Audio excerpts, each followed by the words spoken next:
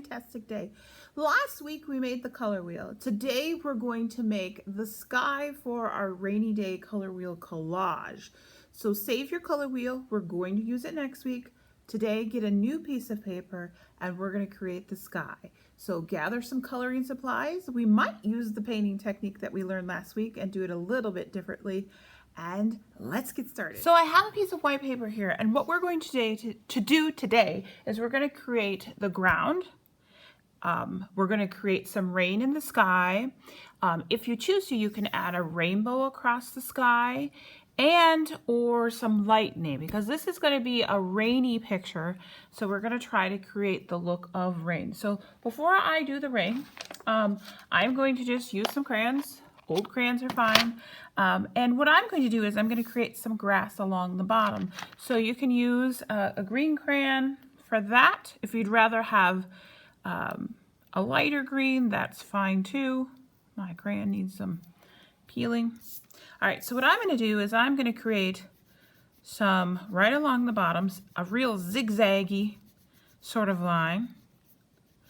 And I'm pushing pretty firmly with my crayon because later on, if you do have markers, we are going to use that painting technique. Now, if you don't have markers, you can just do everything with your crayon today. So I sometimes like to use a couple different colors of green. Make sure it's showing up nice and bright. This is a little bit of a yellow green, and I'm putting with it. You can do blue green if you want. All right, so that's about 2 fingers. Notice it's just along the bottom of my paper. It's not way up high. So keep that close to the bottom of your paper. Okay, the next thing, you can decide if you want to do a rainbow, which you can see I have a rainbow right across my sky like this, or if you'd like to do lightning. Now lightning, you would do with a zigzag, nice big line. You can't just leave it skinny like this though. So if you're gonna do a lightning bolt, you go back and you make it thicker and then color it in nice and neat. Now, if you're going to do lightning, maybe just 1 or 2 lightning bolts. We don't want our person in danger that we're going to have in here later on. If you would prefer to, I'm going to color that in really nicely, to do a rainbow, let me show you how that would work as well.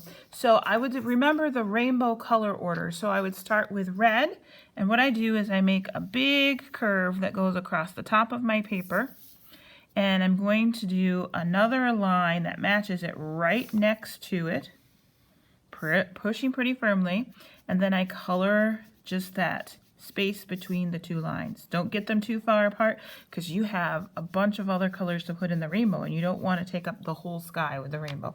So I need orange next, because if you remember the color Roy G. Biv, or the little elf, the song, orange is the next color in Roy.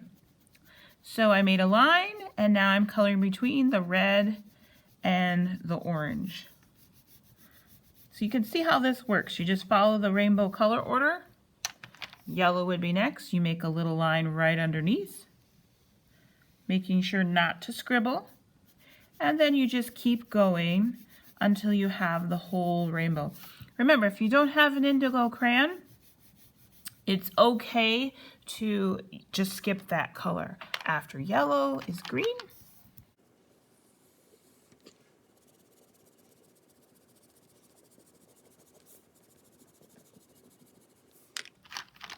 Then blue,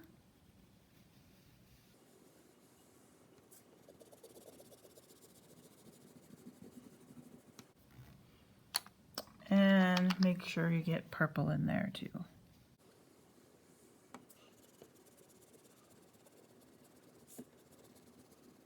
And if you've missed any spots, go back and fill them in. I'm going to add some grass real quick to this one too. Now, once you have the rainbow done, or the lightning, or maybe you just want to leave the sky plain, and that we're going to just add some clouds in there later.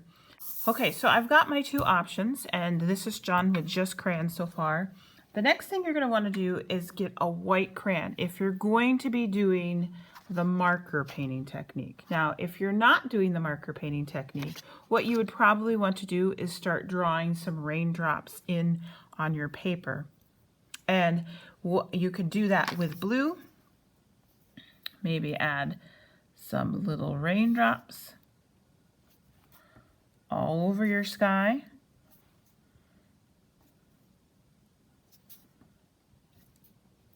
If you're doing the marker, sometimes I just use little broken lines for some smaller raindrops.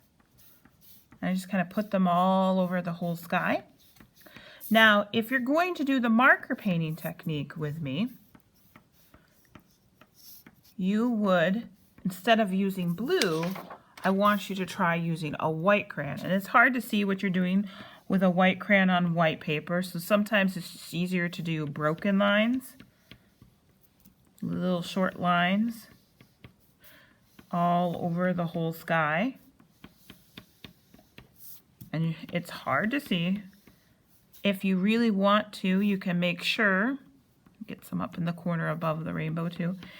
If you want to, you can make sure to hold it up, move it around in the light, and sometimes you can kind of catch a hold of where, see a little bit of a shadow where those raindrops are. Okay, so once you have your raindrops, then it's time to start making clouds. And there's two ways to do that. If you have the markers, I want you to use 3 colors: black, blue, and purple. So you're going to take those 3 colors, and even if your markers are drying out, this technique will still work. So what you do, if you're doing the marker painting technique with me, is you take one of those colors and you're just going to start coloring. And then you're going to say, whoa, wait a minute, Miss Porter. Sometimes I like to use a little curly line. You're probably thinking, you're ruining your picture right now. And I know it feels that way, but if you stick with me here, I don't even care if I go on top of some of those. You can even kind of make out where some of those raindrops were, where the white were. It's okay if your colors end up touching. Our goal is to try to fill this whole sky right up to the rainbow, above the rainbow. It's okay if you color on the rainbow even a little bit. It really is not going to hurt. Or if you color on the grass. I even color on top of the grass sometimes. All right, I'm going to add lots of blue. And then, get tired of using blue, then I'm going to switch over to purple. Coloring the whole thing. I'll show you what it looks like when I'm done. This is definitely your chance. If you like to scribble, you don't have to be super neat with these lines. You're just trying to get color all over your paper. Okay, so this is what it looks like when you get the whole thing colored. Really, I've colored most of the paper. There might be a few little spots of white peeking through, but I went clear to the edges of my paper all the way to the corners. I didn't care if it touched my rainbow or went over my raindrops. That's okay, because then what you do is you take your paintbrush and a little bit of water. By the way, you can do it with your finger if you don't have a paintbrush at home, or you can even use a cotton swab or a tissue that's wet. And what you're going to do is you're just going to start adding water. Now, here's the thing. You don't want to push hard with your marker or with your paintbrush. You're going to let it be puddly. Not so puddly that it's going to make a mess all over your desk or your table. If some of your drops don't show up, just kind of take your brush and go over them again. Just going to let this, I don't want to forget above my rainbow. Get that too. It's all right if the colors mix. Now the neat thing about this is when this dries, because there's extra puddles on your paper, it's going to make it sort of appear like there's clouds. So I'm going to get the whole thing wet. I think I'll just move some of this water over there. That's a little too much water. Move some of that over here. Ooh, it makes a nice, kind of like an indigo color. Go right over your grass. Kind of fills in all the places that you maybe didn't get in with your crayon. You can even go over your rainbow if you have a little extra water. Now, if you're worried about that, oh, you're probably thinking, that's kind of ruining your rainbow, Miss Porter. Nah, I'll show you what you can do. If that is really bothering you, what you do is you take a tissue or a paper towel, and you don't want to take too much off, but just where your rainbow is, you can give a little pat like this, and it will take off some of those big spots. You can do it on your grass too if it's really bothering you. I don't worry about the puddles in here, just leaving those like that. If it seems like it's really too much, you can soak up a little bit, but you want to leave a few of the puddles on your paper. And here's why. When it dries, it will look, wherever there's a little bit of a puddle, it kind of leaves a little watermark that looks a lot like a cloud. This is what it will look kind of like when it's dry. Now, if you don't have the markers at home and you were doing your clouds with just crayon, what you'll want to do is probably take some black, take some gray, take some blues, and just start making clouds. I'm using the side of a crayon. Keeps me from getting too scribbly. I'm just going to create some clouds in here. Going all the way down to the ground with those. You can do the same thing with your blue crayons. Adding just a little bit of color in your sky all the way down to the ground. Maybe you want to even do a little bit of purple. You can take the purple crayon and kind of do the same thing, creating that stormy kind of look to your sky.